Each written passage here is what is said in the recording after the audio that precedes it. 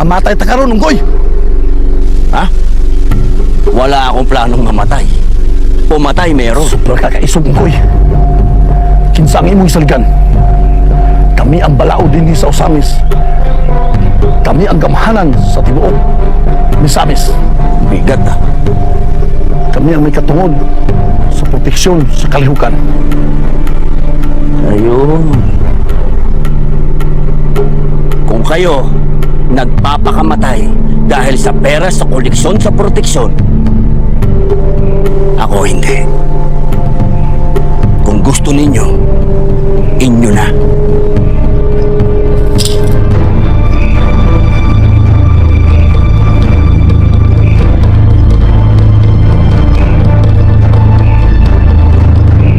Pati yung pera sa sugalan, inyo na rin.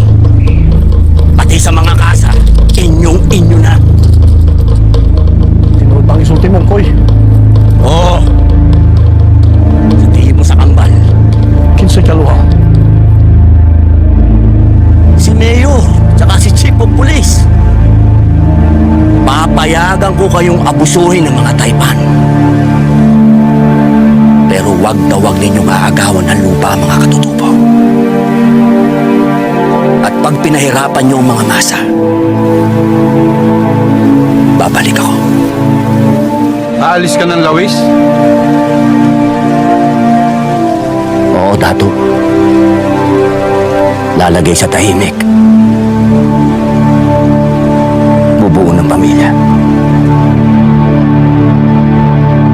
Ang takot, mabilis mawala. Ang respeto, hindi.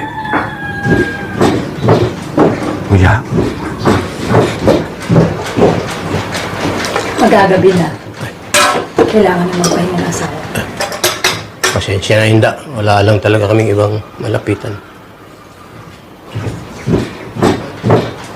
Kuya, pag-isipan mo sana. Ang Pangulo ang nakikiusap. Handa siya magbigay lahat ng resources. Kahit anong suporta.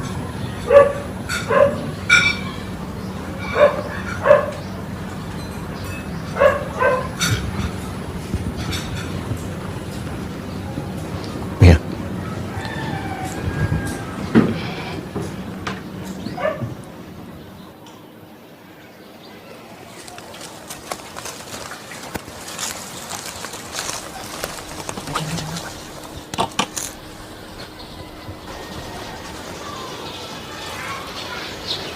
Kinsa, bisita? May problema yung tatay, ah. Hindi na natin problema yan. Ang problemahin mo, yung sinain mo. Ala, sige. Ardot, yung sinaing mo. Sinaing mo. Papakaw kita lupa. Lupa. Bayot ka, bayot. Ardot.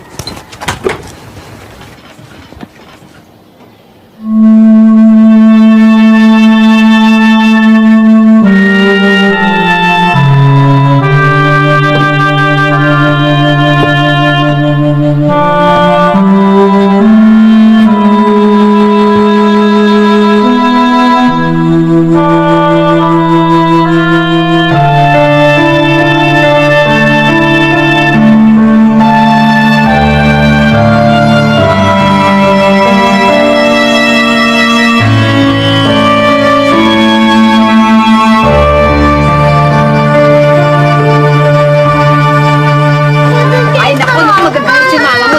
Ay, bilisan niyo, bilisan. Dahan. Oo. Huwag na mag-aaway, ha? Sa biyahe na lang kayo matulog. Daghang salamat pag-amping mo sa Ilakaw. Pa, pwede po sa kabila na lang po.